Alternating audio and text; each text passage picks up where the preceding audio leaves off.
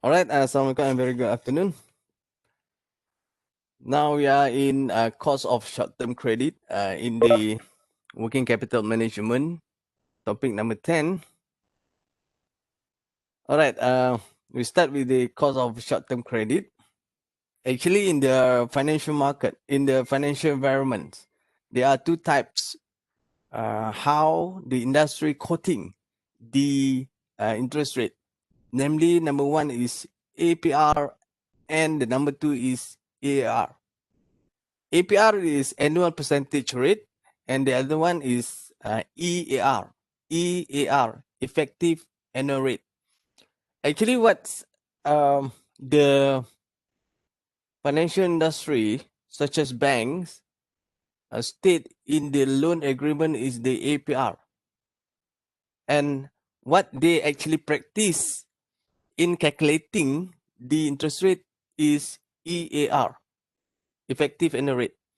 Okay, ada dua jenis pendekatan yang digunakan dalam industri kewangan dalam menentukan kadar faedah. Yang pertama adalah APR dan kedua adalah EAR. APR biasanya dicatatkan atau ditulis di atas perjanjian pinjaman. Okay, macam kita ambil pinjaman kenderaan, pinjaman rumah, pinjaman persendirian, dan you all ada ambil pinjaman PTPTN. Okay. Apa yang ditulis di atas kertas perjanjian pinjaman tersebut adalah APR, annual percentage rate. Okay. But how bank calculate the interest rate? Normally they use EAR, effective annual rate. What is the difference? APR is EAR using compounded interest rate. Kadar faedah yang dicompoundkan. That's why there are slightly difference between APR and EAR. Normally, EAR is slightly higher compared to the APR. So how to calculate the APR? Number one, we must know how to calculate the interest rate.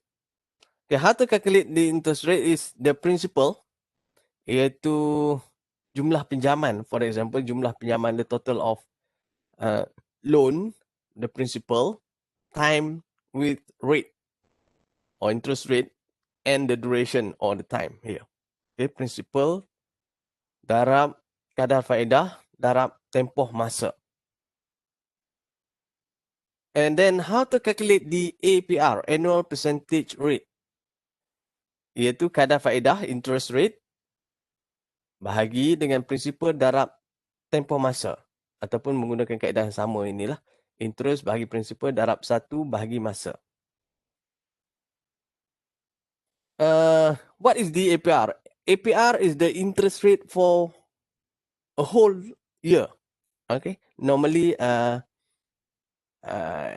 annually atau annualized.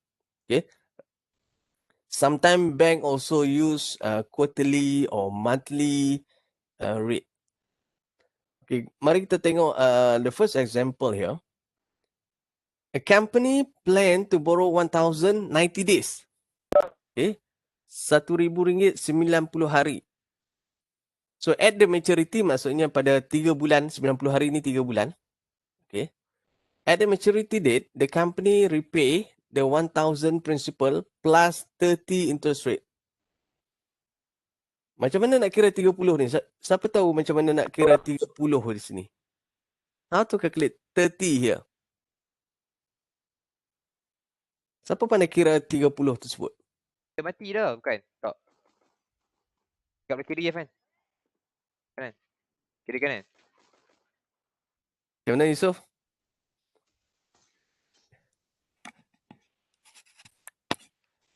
Siapa pandai kira 30? 30 ni dapat daripada mana?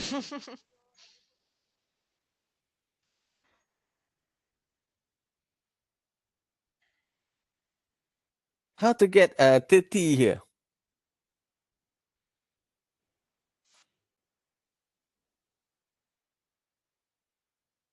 So 1,000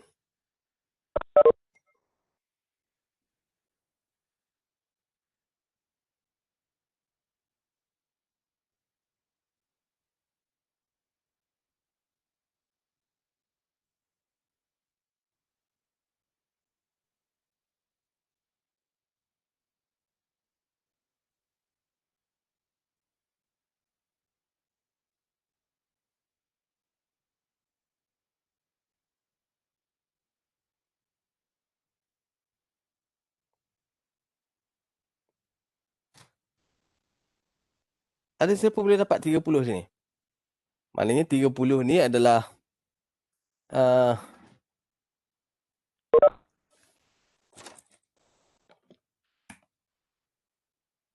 come on, ada siapa-siapa boleh dapat 30 tu?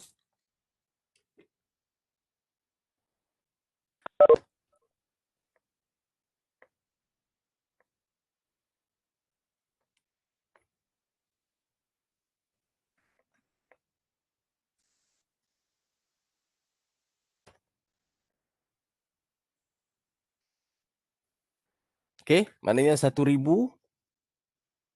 darab 12%,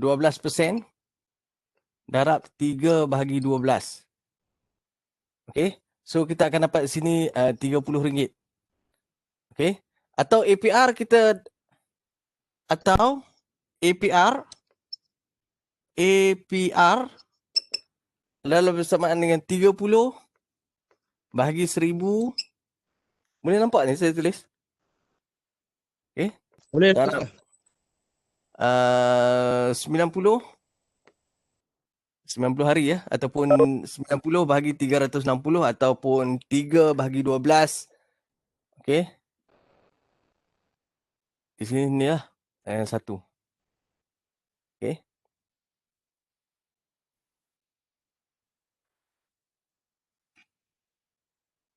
Boleh nampak sama ada 3 bahagi 12 ataupun 30 bahagi 360 sama jugalah. Okey. So kita dapat APR itu adalah 12%. So apa itu EAR? What is the EAR? APR, because they are not consider the compound interest. That's why the difference between APR and ER is they are ignore the compounding calculations. Okay. That's why EAR itu lebih tinggi berbanding dengan APR.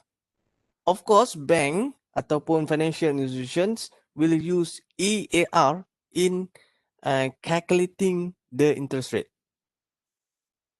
APR tadi dia tak compound. EAR dia compound. Compound tu maksudnya yang kita belajar itulah from the present value to the future value. Itu adalah compounding. Okay. So APR does not consider the compound interest. To account for the influence of compounding, must calculate EAR or effective annual rate. How to calculate EAR is 1 plus 1 over M. This is the frequency. Okay. And power of M and minus 1. Kalau you sedar, if you notice, this is the formula of future value. Kalau kita sedar, okay, kalau kita notice lah, kalau kita perasan, ini adalah formula future value. Okay, ini adalah formula future value.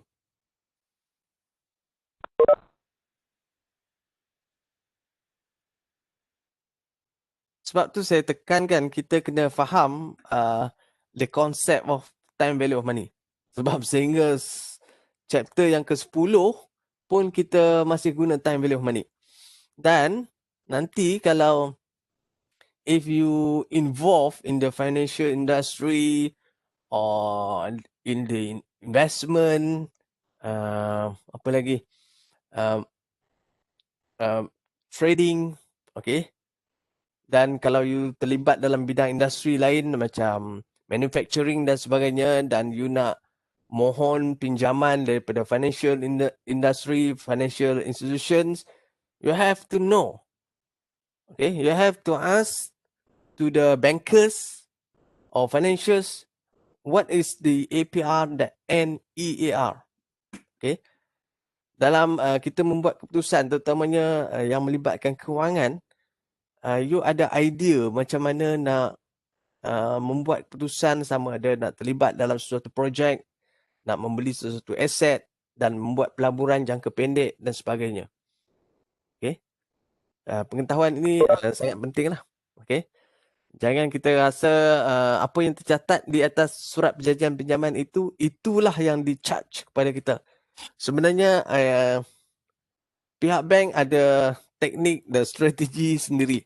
That's why you boleh tengok walaupun dalam pandemic situation, pihak bank masih boleh hidup berbanding dengan industri lain yang berhadapan dengan financial distress. Okay, termasuk kita sebagai individu pun terpaksa berhadapan dengan financial distress. Alright, so kalau kita tengok sini, kalau APR tadi adalah 12%, 12% annualized, annually interest charge. But actually, the bank charge us 12.6%. Okay. So, you boleh tengok di sini. Kenapa ada 4 di sini? Okay. So, kita pernah belajar kenapa 4 di situ. 4 di situ sebab dia 3 bulan di sini. Okay, 3 month here. Okay, 3 month, every 3 month. Okay, 3 month, and then another 3 month, another 3 month, and the another 3 month. Okay, sebab tu ada 4 di situ. So di sini ada 1, 2, 3, and 4. Okay, kita pernah belajar benda ni kan? Dulu. So APR or EAR? Because the differences between APR and EAR are usually small because we use a small principal number here. Okay, small principal number here, 1,000, only 1,000. Okay, only 1,000. But in the business, in the reality, especially in the big company, the daily transaction is not about the 1,000. Okay, for the big company, the daily transaction normally more than 50,000, 100,000, okay, 1 million daily transaction. Kalau 1,000, you boleh nampak 12.6% ini kecil. Tetapi you bayangkan kalau 1,000 tadi kita tukarkan kepada 50,000, 100,000, 1 juta, 1,000, the difference between APR and EAR really significant. Okay. Okay, setakat itu okay? So saya cuma nak memperkenalkan kepada you all bahawa di dalam ada perbezaan apa yang dicatatkan di atas surat perjanjian pinjaman yang formal dan sebenarnya apa yang dipraktikkan di dalam institusi kewangan. Okay, ada dua bentuk penafsiran kadar faedah. Okay, APR and also EAR.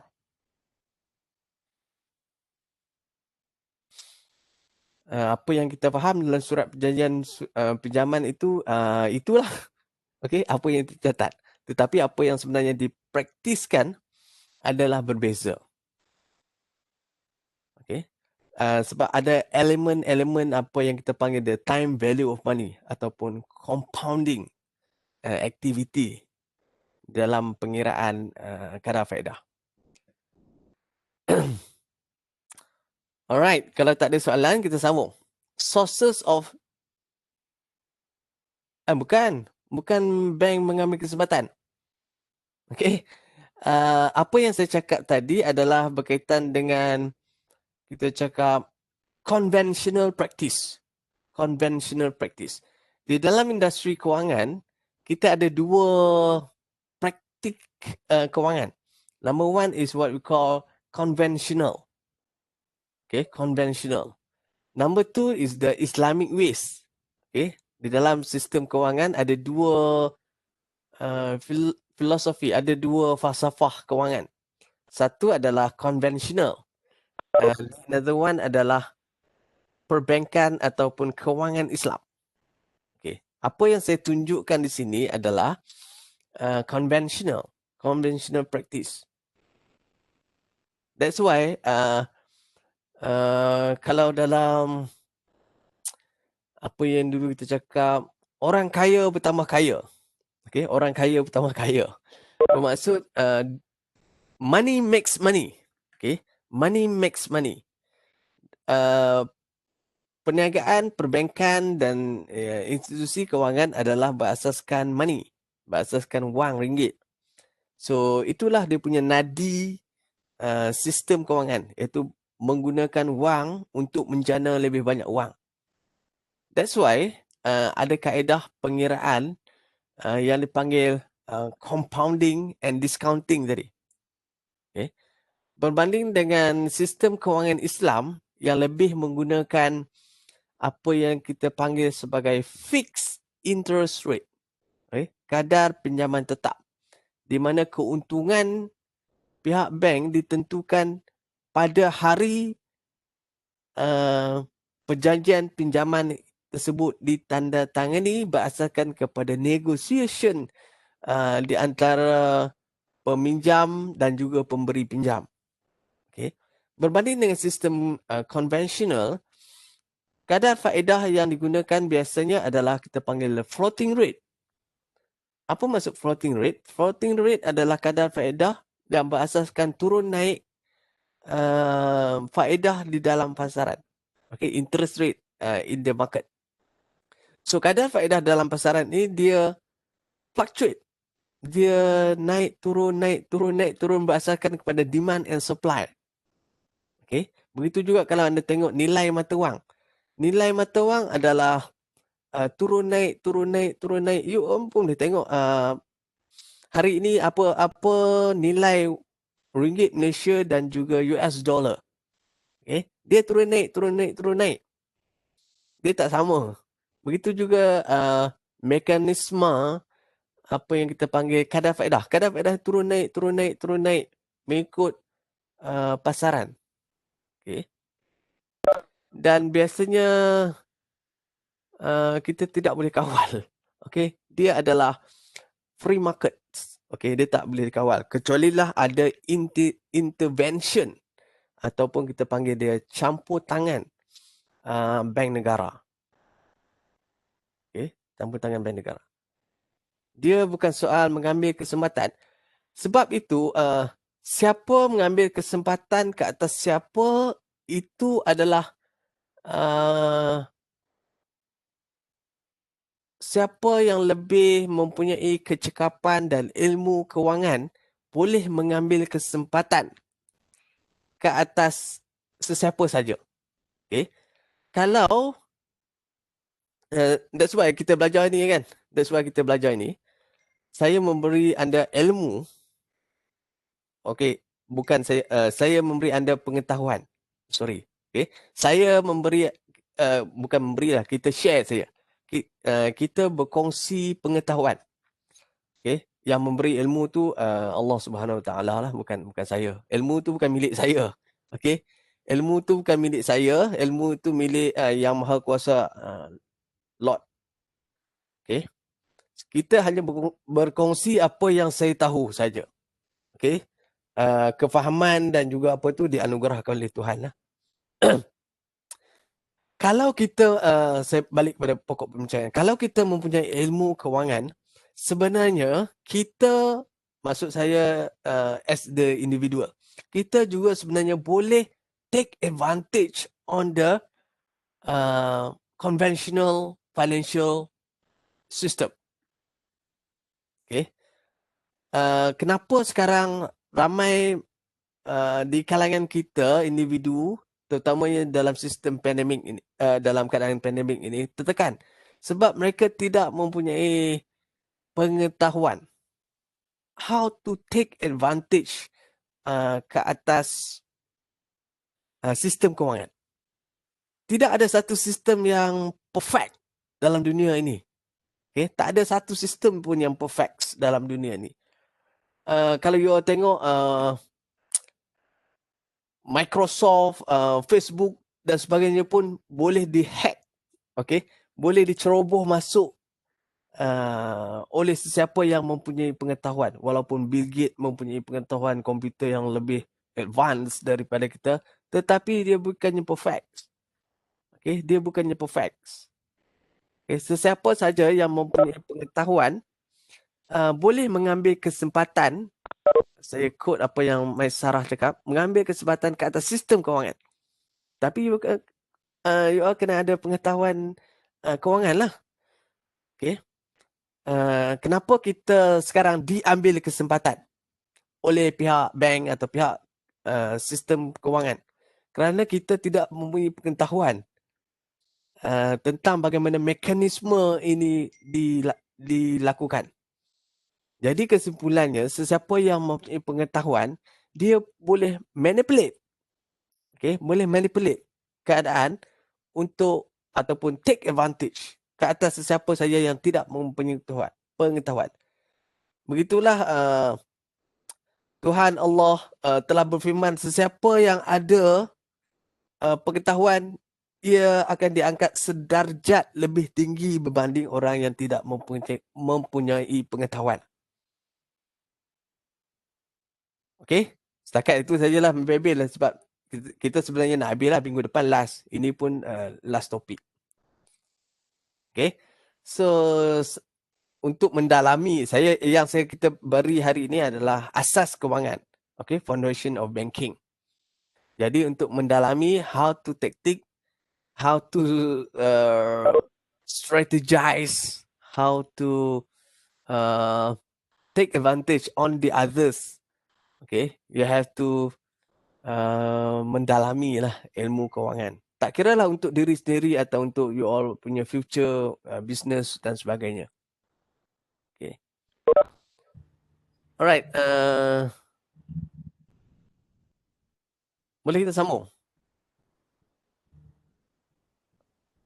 Okay, ada dua jenis sumber pinjaman jangka pendek. Okay, there are two type of short-term credit source. Okay, there are two type of short-term credit sources. Number one kita panggil secured dan satu lagi adalah unsecured. Secured itu adalah pinjaman bercagaran. Unsecured itu adalah pinjaman tanpa cagaran. Okay, saya ulang. Secured itu adalah pinjaman bercagaran. Okay, pinjaman bercagar. Unsecured itu adalah pinjaman tidak bercagar. Okay, tahu kan cagaran kan? Security, tahu kan? Cagaran. Bermaksud macam contohnya you nak buat pinjam 1 juta daripada bukan gadai. Kita bukan gadai. Okay. Kita cagar. Okay. Cagaran. Maksudnya kalau kita nak pinjam 1 juta daripada pihak bank, okay, kita mesti meletakkan security seperti tanah.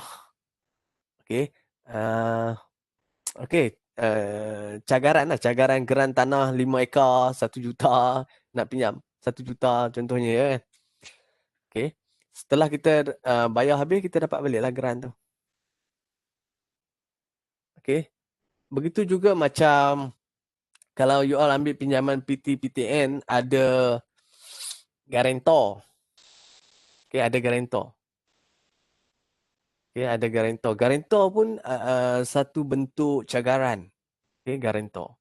Maksudnya nanti kalau you tak bayar pinjaman PT-PTN, siapa yang jadi guarantor kepada PT-PTN you yang akan kena bayar lah. Okey, cagaran ini biasanya cagaran yang satu bernilai tinggi dan tidak mudah susut nilai. Dan nilainya tidak berubah lah. Okey. Contohnya emas, tanah, bangunan dan sebagainya lah. Okey. Okey, setakat itu okey. Itu kalau kita buat pinjaman jangka panjang lah. Apa yang kita bincangkan di sini adalah boleh buah pinggang, buah pinang pun boleh. Kalau bank sanggup terima. Okey, kalau bank sanggup terima. Okey, biasanya kalau tadi macam yang kita cakap pajak gadai kan, alung dan sebagainya. You tengok dia terima jam Rolex, dia terima handphone, iPhone 11 dan sebagainya. Kalau pihak yang memberi pinjaman itu ingin terima lah. Okay. Kalau bank tak terima lah. Okay. Contohnya apa yang bank tak terima. Seperti you pernah tengok lukisan abstrak. Okay. Lukisan abstrak. Contohnya Mona Lisa. Leonardo Picasso dan sebagainya. Leonardo da Vinci dan sebagainya. Okay. Bank tak, bukan Leonardo DiCaprio. Okay. Leonardo da Vinci. Okay. Lukisan yang bernilai tinggi. Itu bank tak terima. Okay. Walaupun nilainya mungkin 10 juta, bank tak terima sebab dia abstrak. Okay. Contohnya juga seperti kalau dulu kita jumpa ikan, apa dulu masa dekat dalam bank? Ikan lohan. Nampak ikan lohan, ikan yang ada jambul, bukan jambul. Ikan yang ada tanduk benjol dekat kepala tu. Okey, ikan lohan. Nilai ikan lohan tu ada sampai 500,000, 20,000, 10,000. Bank tak terima itu sebab dia nilainya abstrak. Tiada ukuran nilainya. Okey. Seperti juga apa tu? Berlian. Bank tak terima berlian. Okey. Bank tak terima emas putih. Sebab nilai berlian itu sebenarnya abstrak. Tetapi bank terima emas. Kerana emas mutiara juga abstrak. Okey. Sebab mutiara tidak ada satu pasaran yang boleh mengukur nilai mutiara. Begitu juga berlian. Okay. Berlian you buka berlian kalau you tengok cerita the Italian Job. Okay. The Italian Job. Berlian mahal tapi bank tak terima.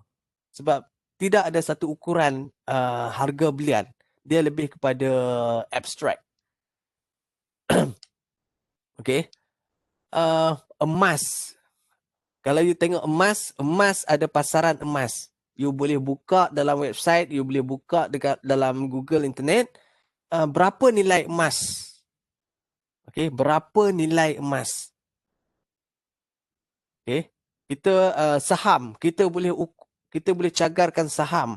Kita tengok common stock dan juga preferred stock sebab ada pasaran yang menentukan nilai saham.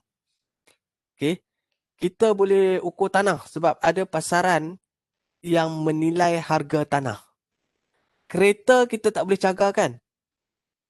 Sebab kereta nilainya macam tu. Okay. Kereta nilainya merosot mengikut masa. Apa yang kita panggil sebagai depreciation ataupun susut nilai.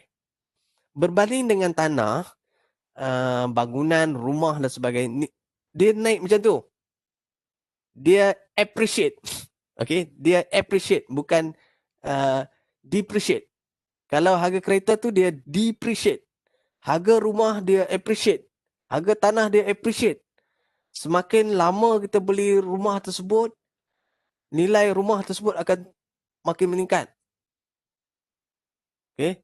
Tetapi nilai kereta, kalau kita beli hari ini 100,000 kereta, besok kalau you jual, dia dah jadi second hand. Kereta second hand. Okay. Kereta second hand ni harga dia jatuh lah. Harga dia jatuh. Berbanding dengan rumah, kalau you beli hari ni, you balik tanya ibu bapa you, berapa bapa beli rumah kita dulu, bapa cakap dulu kita beli 150,000. Kalau kita nak jual hari ni, kita nak jual berapa? Adakah kita nak jual 150,000? Tak. Hari ni harga rumah yang kita duduk sekarang ni, nilainya adalah 500,000. Dulu beli-beli masa 30 tahun lepas, harganya 150,000 je. Kemudian naik sebelah kita tu LRT, sebelah sana shopping complex, di belakang ada sekolah, di depan ada apa lagi, pusat perniagaan. Maka nilainya naik. Rumah, harga stabil. Berbanding dengan kereta lah. Dulu bapak kita beli kereta 60,000, sekarang boleh jual dengan harga 10,000 je. Dia depreciate berbanding dengan appreciate. Ada beza dia. Dan biasanya yang abstract ini kita tak terima. Okay, yang abstract tu kita tak terima lah. Lukisan abstract dan sebagainya lah, itu kita tak terima. Bukan kita lah, maksudnya bank ataupun institusi kewangan. Okey, setakat itu boleh? Tak masuk lagi, baru 2 slide. Secured loan. Okey, secured loan yang ada collateral ataupun cagaran tadi, collateral. Okay, involve the pledge of specific asset and collateral in the event of borrower default in the payment of principal or interest. Biasanya yang memberikan pinjaman bercagaran ini adalah seperti commercial bank, finance company and factoring company. The principal sources of collateral include account receivable and inventories. Okay, biasanya kalau pinjaman jangka pendek, pihak industri kewangan menerima account receivable dan juga inventory sebagai cagaran. Unsecured loan pula adalah pinjaman tanpa cagaran. Okay.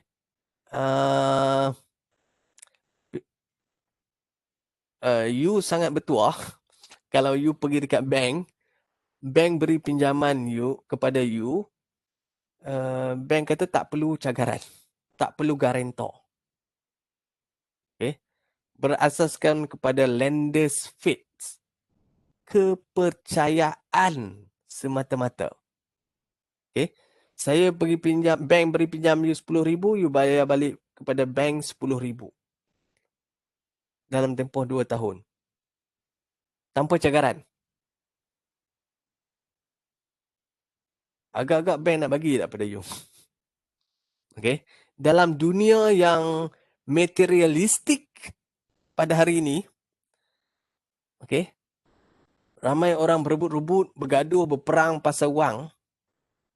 Adakah bank akan memberi kepercayaan pada you, memberi pinjam duit tanpa cagaran?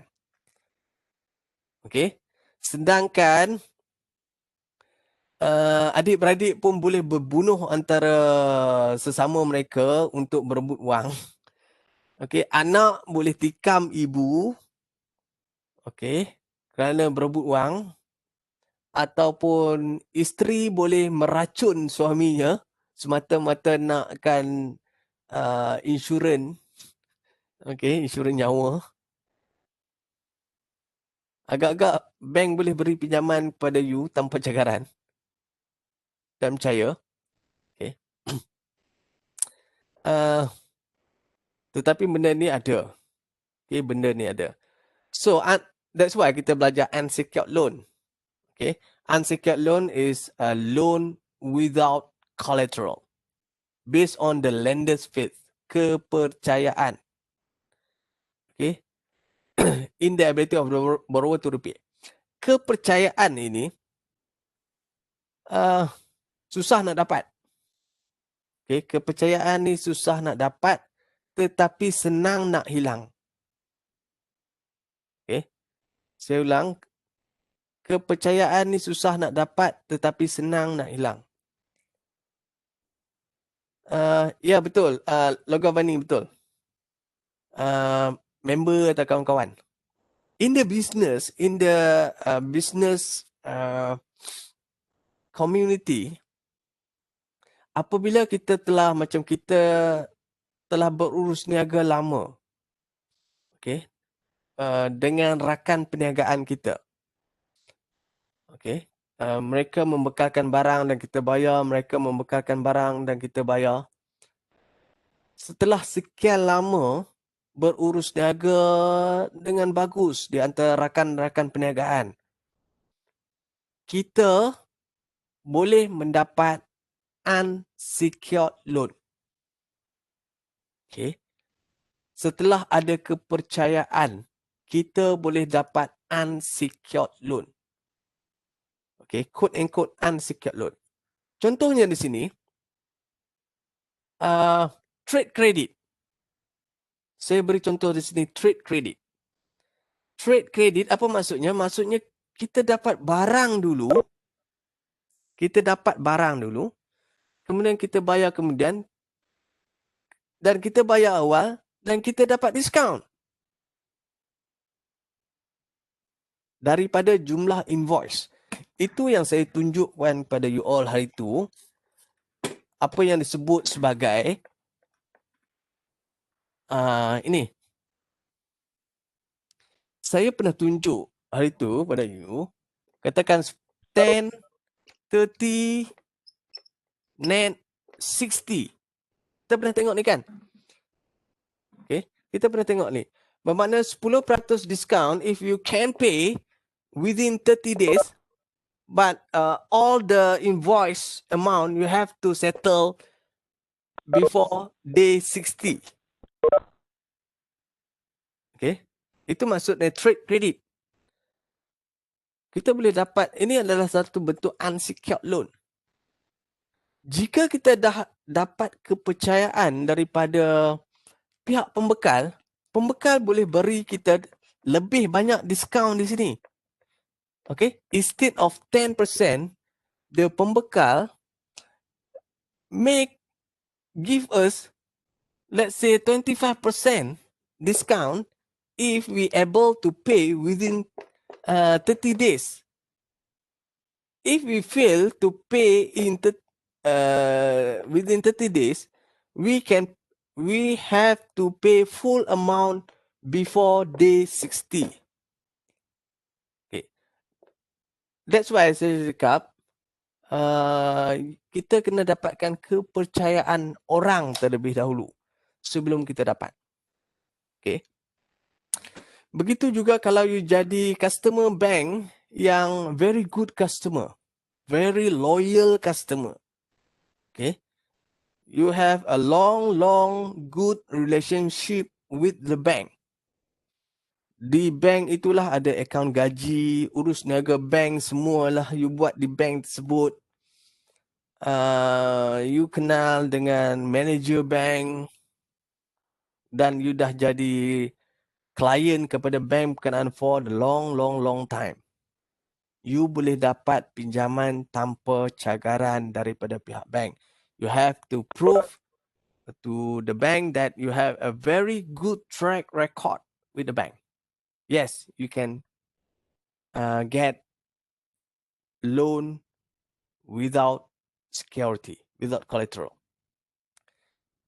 Tetapi kepercayaan ini bukan dibina dalam jangka masa 1-2 hari. Okay. Kepercayaan ini dibina, dipupuk, dibaja dan disuburkan dalam suatu tempoh yang sangat lama. Okay.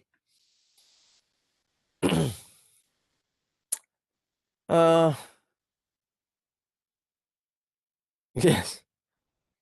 Okay. You boleh cari kawan-kawan you. Mungkin kawan-kawan, that's why di universiti, saya selalu katakan di universiti, we make friends. Okay. Kita bina network. Sekarang ni susah sikit kita nak bina network sebab kita we cannot see, we cannot shake hand, we cannot see her or his smile, how warm his hand dan sebagainya. Okay, di universiti you kena bina network yang kuat. You kena kenal ramai orang. Sebab who knows, okay, some one or two or numbers of your friend will become somebody in the future. Is somebody in the future. Okay, kawan baik you jadi manager di mana-mana, jadi CEO dan sebagainya adalah sangat penting. Jadi kepercayaan you dibina dari universiti 20-30 tahun yang akan datang. Who knows? Siapa pun boleh jadi sesiapa. Somebody in the future. So,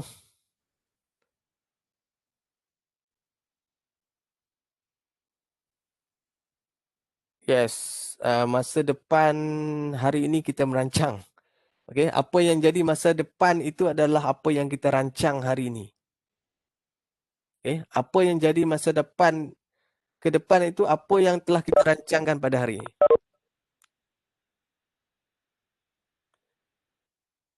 Okay, kita tengok unsecured loan yang pertama.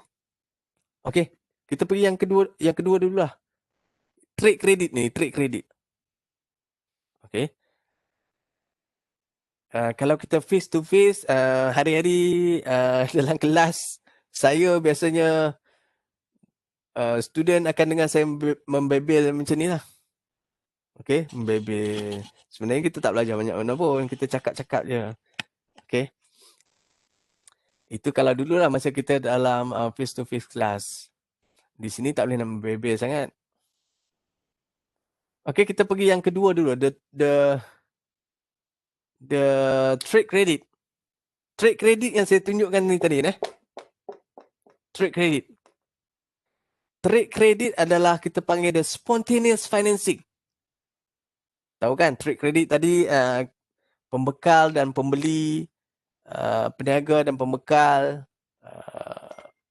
berurus niaga dalam jangka masa yang lama dan dia akan beri trade credit. Okay, dia akan beri trade credit. Bila you dah baik dengan pembekal, pembekal akan naikkan discount rate ni. Okay, instead of kalau you tengok sini 210 dan dia paksa you bayar dalam 20 hari, 10 hari kalau you tengok ni, 2% discount if you able to pay within 10 days. Dia boleh naikkan sini 12% if you able to pay 30 days. Dia akan bagi good enough time to pay and with high discount. Okay. Berbanding dengan peniaga-peniaga yang masih newbie, okay, you yang dah experience, dia akan beri kadar diskaun yang tinggi dan you boleh bayar dalam tempoh yang lama. Okay. Ini pembiayaan spontaneous. Ni kita panggil spontaneous financing. Okay. Macam mana baca ni, kita dah belajar ni. Okay, yang pertama pula. Accrued wages and tax. Accrued wages and tax ni, okay, accrued wages and tax ini, this is not,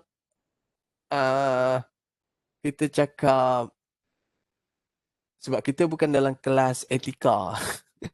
Okay, kita bukan dalam kelas etika. Ini adalah bagaimana the strategy of the company to delay wages and taxes. Okay, kita di pihak syarikat menangguhkan pembayaran gaji kepada pekerja-pekerja kita.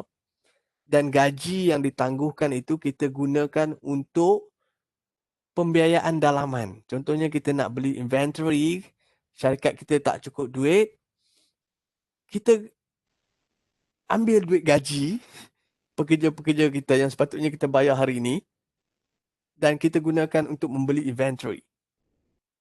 Okay. Dia, okay, saya bagi dulu. Okay, ini, okay, dulu. Saya nak cerita dulu. Ada ada macam dulu duit government, duit pinjaman pendidikan. Dulu duit pinjaman pendidikan dibayar oleh kerajaan kepada pihak universiti. Okay. Dulu duit loan yang macam PTPTN dulu ada JPA, MARA, pinjaman dan sebagainya. Dulu masa kita orang belajar dulu, kerajaan beri duit kepada pihak universiti dan pihak universiti akan beri duit pinjaman tersebut kepada pelajar setelah ditolak yuran. Okey, dulu. Apa yang dibuat oleh pihak institusi universiti dulu, duit yang diterima dari kerajaan dalam berpuluh juta jugalah. Okey, dia ambil kejap. Okey. Dia pinjam kejap duit tersebut. Dia tak beri dulu duit tersebut kepada pelajar. Okey. Bayangkan duit yang berpuluh juta yang diterima dari kerajaan untuk diberi kepada pelajar. Universiti dulu dia tangguhkan. Accrued dia panggil. Accrued loan. Okey. Universiti dulu dia akan park duit yang diterima oleh kerajaan tersebut 1 bulan saja di mana-mana financial institution. Di mana pihak bank katakan 10 juta 1% saja 1 bulan. Agak-agak berapa? Agak-agak berapa universiti boleh dapat? Okay. Dulu, saya cerita dulu. Itu dulu. Okay. Dulu sebab tak ramai yang ambil kelas financial, tak ramai yang ambil kelas finance. Okay. Tak ramai yang ambil kelas finance dulu, tak tahu. Tetapi ketika ini sebab ramai yang dah ambil kelas finance, mereka tahu persoalan yang Aina Masyarah cakap tadi, take advantage. Siapa yang ambil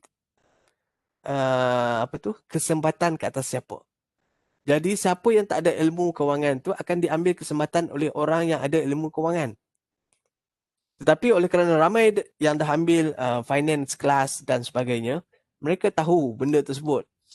So sekarang PTPTN dia tak bayar kepada pihak universiti dah. PTPTN terus masuk ke dalam account you all. Nampak? Bila orang dah ada banyak ilmu pengetahuan. Masa saya belajar dulu, 10-20 tahun lepas, tak ramai yang ada ilmu pengetahuan berkaitan dengan finance. That's why, bila kita tak ada ilmu, orang ambil kesempatan ke atas kita. Okay? Sekarang kita dah ada ilmu, kita pula boleh ambil take advantage ke atas orang lain. Okay? Sebab ilmu tu penting, tak kira lah dalam aspek apa pun.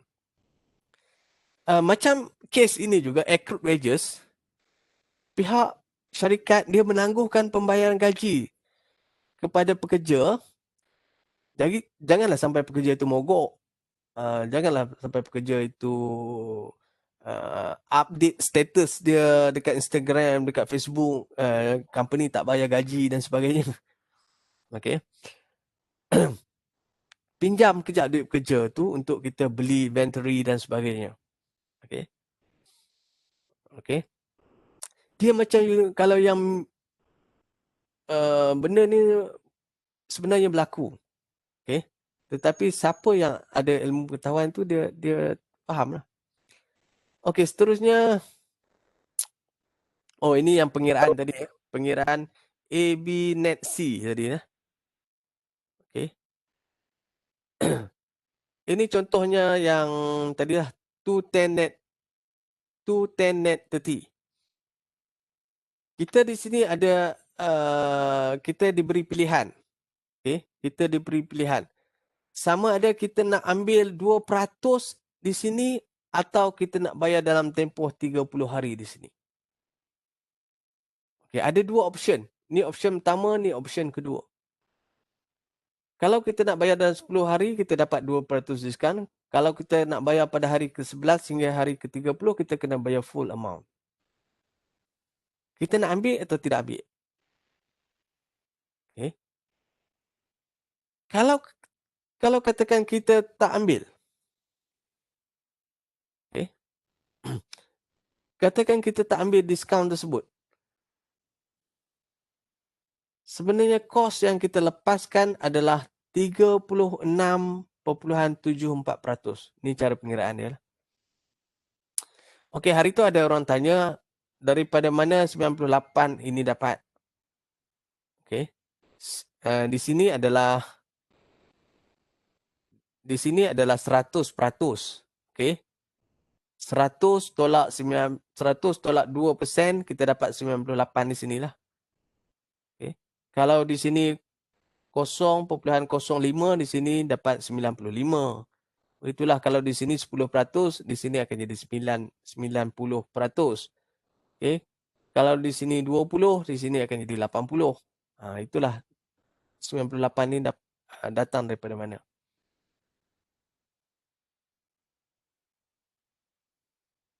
Alright, ni saya ingat bertengok lah. Okey, ni contoh dia. Katakan this company sell 130 net 60, customer B buy goods invoice 1,000 at 1,000. Right? How much can A deducts from the bill if B pay on day 30? Okay. Katakan dia bayar pada hari yang ke-30, maksudnya dalam syarat inilah 130, bermaksud dia boleh save maksudnya mengambil diskaun sebanyak RM10 di situ. Dia boleh save jimat RM10 kalau dia bayar dalam masa 30 hari. What is the effective cost of credit based on APR if we pay on the due date rather than on 30? Katakan dia bayar pada hari yang ke-30. Bayar pada hari yang ke-60. Okay, berapa APR dia? APR dia adalah, ini kita kira dah 1%. Ni 1% di sini. 130 ni 1%. Over 99. 160 minus 30 over 360 day a year. The APR is 12.12%. EAR is 12.12% ni. 12.12% over 12. This is the monthly. Okay, monthly kan. 30 hari ni adalah sebulan lah. Monthly. So dalam setahun dia ada 12 bulan. So minus 1, 12.82%. EAR is higher than APR. You boleh tengok sini. Okay, seterusnya 210 net 60 dan seterusnya ni you boleh tengok lah.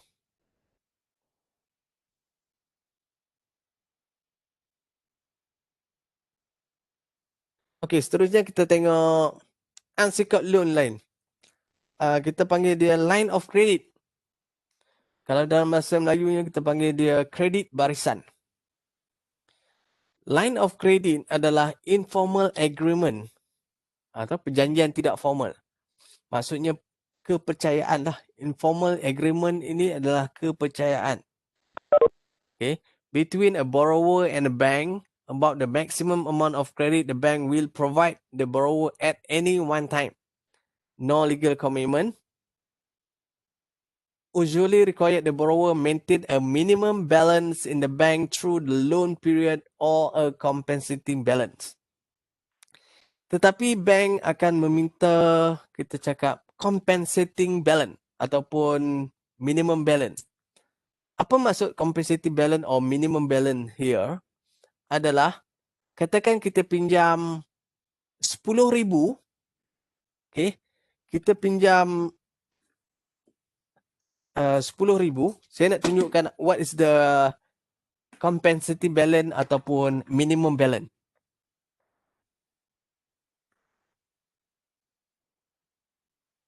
Katakan kita pinjam 10,000.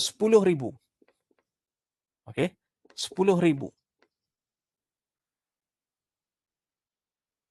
Kita pinjam 10,000. Tetapi bank tidak akan beri kita 10,000. Katakan compensating balance adalah 10%. 10%. 10% di sini adalah RM1,000. So, bank hanya akan beri kita guna sebanyak RM9,000. Okay. Maknanya 1,000 ini adalah compensating balance ataupun minimum balance. Okay. Compensating balance ataupun minimum balance. Boleh faham kan? Konsep compensating balance. Okay, baki pampasan. Maksudnya kita pinjam, bank akan charge kita RM10,000. Okay, interest rate di atas nilai RM10,000. Tetapi RM1,000 ni adalah compensating balance. Bank akan bagi kepada kita available balance, jumlah yang kita panggil disbursement, loan disbursement, sebanyak RM9,000 saja. Kita boleh guna RM9,000, tetapi RM1,000 ni kita kena simpan di dalam bank sebagai kita panggil cagaran lah, sebagai compensating. Dia tak panggil cagaran, dia panggil di sini compensating balance. Seolah-olah seperti cagaran.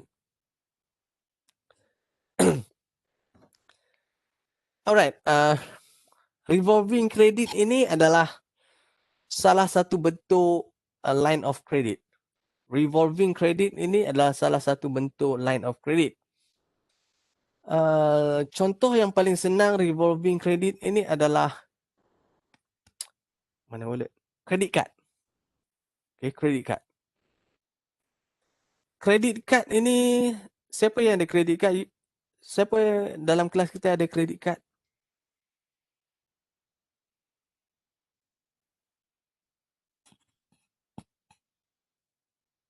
Tak ada. San tak ada credit card.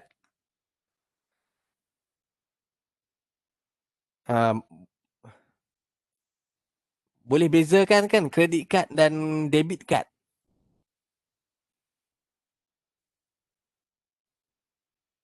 Okay. Debit card dulu.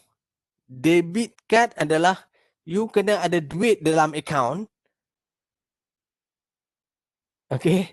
Debit card tu. Debit. D-E-B-I-T. Debit card.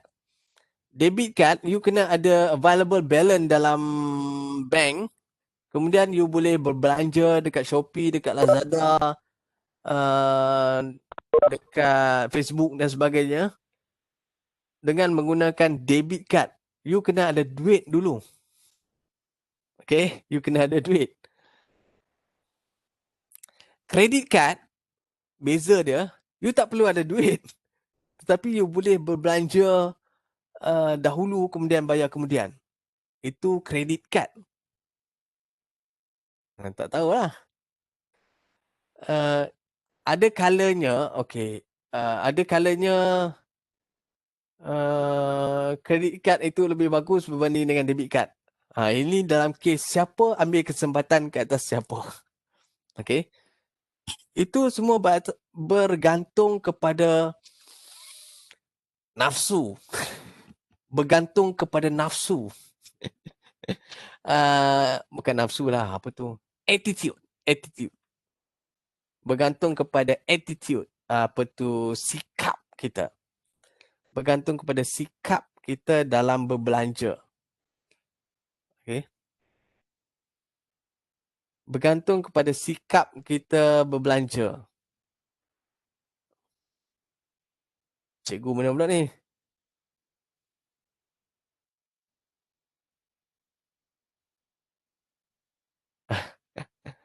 Okay. Okay, credit card ni ada limit. Okay. Credit card ini ada limit. Okay, credit card ni ada limit. Dia ada limit, contohnya berbelanja sebanyak, macam saya ada platinum tu. Platinum credit card tu, kita boleh berbelanja sehingga RM100,000. Okay, RM100,000. Kemudian kita bayarlah. Kemudian kita katakan kita berbelanja RM50,000. Kemudian kita bayar RM50,000. Dia punya credit limit tu akan jadi besar balik. Kemudian kita akan guna separuh daripadanya, kredit limit tu akan jadi kecil. Kemudian kita bayar, kredit limit tu akan jadi besar balik. Kemudian kita guna kredit limit kecil, kemudian kita bayar, kredit limit tu jadi besar balik. Itulah yang kita panggil sebagai revolving credit. Yes, kalau kita lihat dari perspektif individu, kredit kad ini mungkin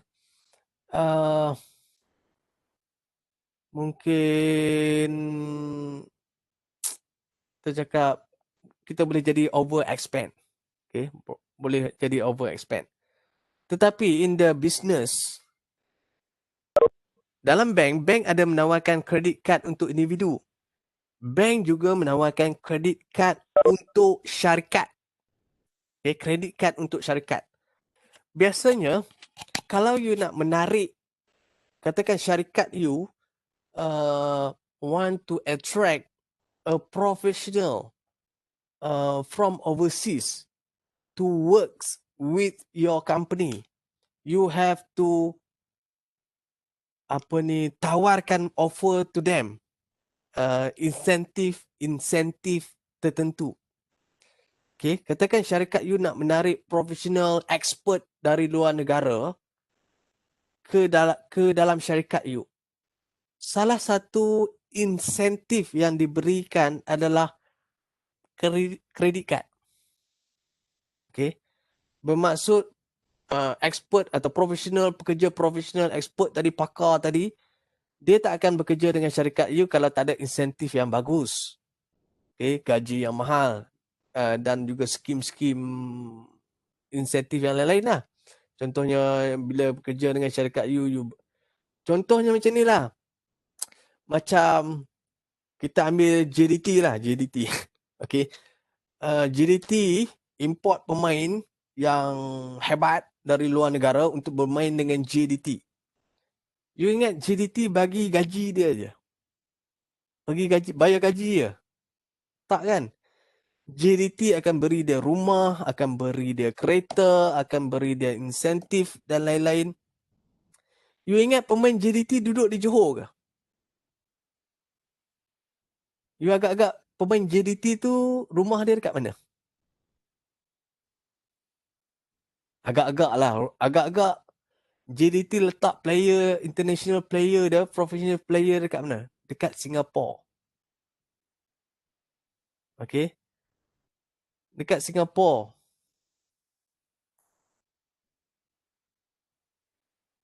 Mereka tak datang sini nak duduk di... Kalau kita, macam kita kan, macam kita, kalau duduk di Johor tu, wow. Duduk di KL tu sudah wow. Okay? Sebab kita datang dari Malaysia. Tetapi player antarabangsa, mereka pernah duduk di New York, pernah duduk di London, pernah duduk di Frankfurt, pernah duduk di negara-negara maju dan sebagainya. Negara yang lebih maju, lebih hebat daripada kita. Okay? Mereka datang sini untuk main bola saja dan dibayar gaji. Tetapi mereka ada okay? Lifestyle yang negara yang super hebat di luar sana. Jadi mereka duduk di Johor, hiburan night club, perempuan minum dan sebagainya tak boleh. Okay? Mereka tak boleh.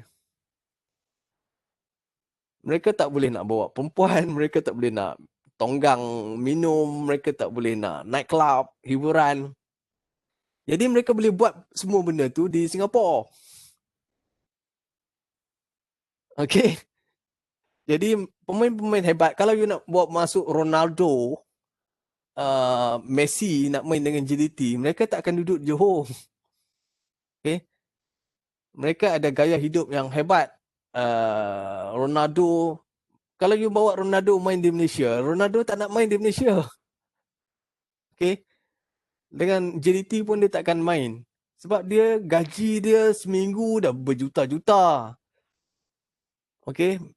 Gaji dia berjuta-juta. Dia gaya hidup mewah, naik jet peribadi dan sebagainya. Pergi sana sini, ulang alik.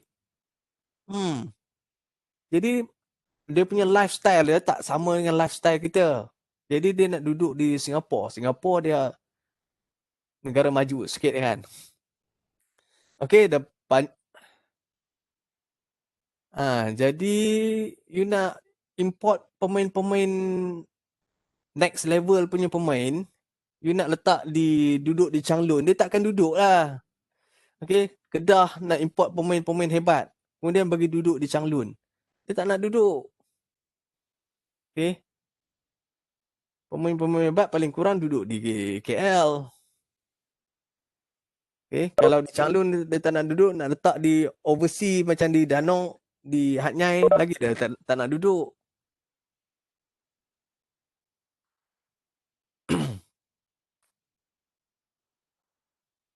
Inilah.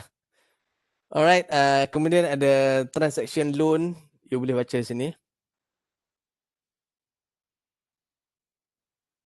Adalah semua sini ada nota.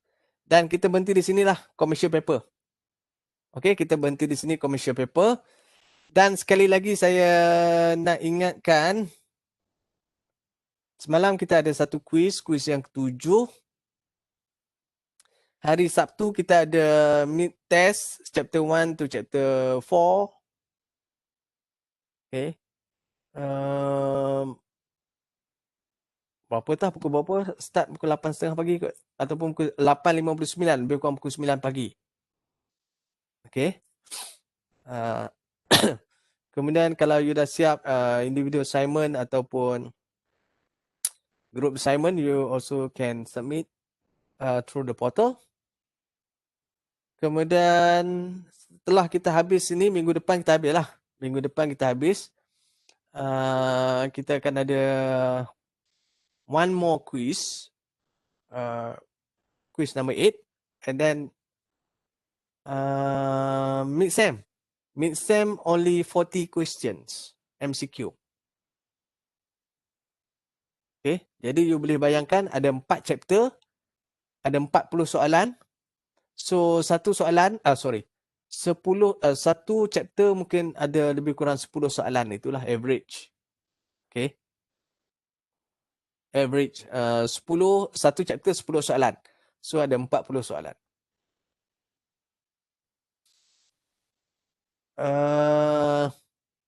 50-50 lah. 50% theory and another 50% is simple calculation. Simple calculation. 1.5 hour. 1.5.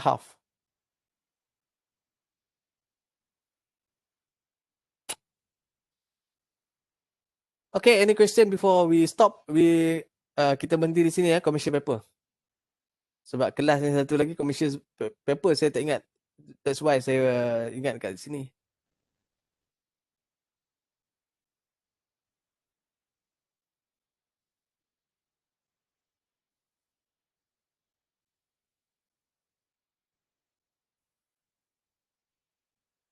Okay, if there are no question today, thank you very much. Saja kita relax-relax. Ada peluang nak membebel selalu susah nak membebel sikit. We are more serious.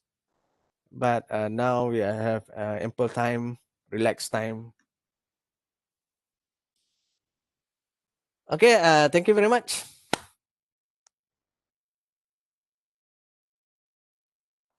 Black credit card itu adalah kita panggil dia black market lah, black market. Black market. Okay, dia punya pintu belakang punya. There are no presentation. Okay, there are no presentations. Black credit card itu credit card pasaran gelap lah. Kredit pasaran gelap ni maksudnya macam kita panggil apa? Duplicate kad kredit orang lain. Okay, kita duplicate kredit kad orang lain. Maksudnya, ialah kita guna duit, kemudian orang lain bayar. Clone atau dia panggil clone. Okay, clone. Kita clone kredit kad orang lain. Kita guna, kita shopping di Lazada, Shopee, 11-11, 12 dan sebagainya. Dia bukan hack lah. Hack dia kena masuk sistem. Dia duplicate lah, dia duplicate. Dia kita panggil clone, credit card clone. That's why you tak boleh nak macam Ehsan bawa credit card kemudian tayang kepada girlfriend dan girlfriend dia duplicate credit card. Bahaya. Okay. So tak boleh nak dedahkan credit card kita kepada orang lain lah. Alright, thank you very much. Have a good day. Apa lagi? Jaga kesihatan lah. InsyaAllah bulan next semester,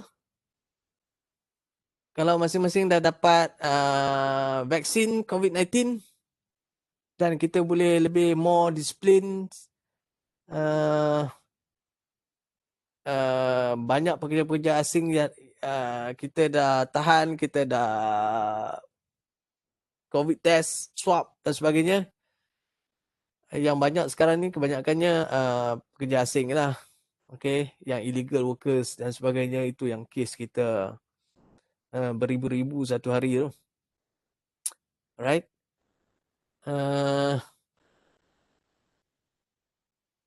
InsyaAllah saya bukan confirm next semester mungkin you boleh balik ke Universiti Utara Malaysia. Alright. Okay, Ihsan kena bertahan sehingga kita dapat COVID lah. Okay. Cucuk vaksin COVID. Jangan cucuk heroin dan sebagainya. Okay, thank you very much. Take care. Good luck. Thank you, Doktor. Assalamualaikum. Okay.